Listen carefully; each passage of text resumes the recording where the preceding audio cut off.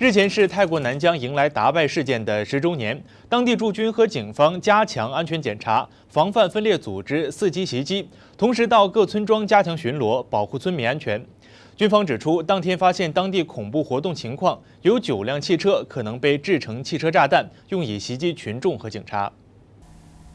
泰国新任陆军总司令近日率领军方高层前往南疆北大年府狼吉县视察，慰问当地驻军，并下达政策，由军方与行政部门联合推展治理南疆工作，发展当地经济，防范分裂组织对青少年进行不良教唆。达拜县驻军和警方同一天在各主要道路设置路障，盘查过往车辆，因为警方担心以分裂国家为目的的恐怖组织可能发动象征性攻击，扰乱当地治安秩序，恐吓民众。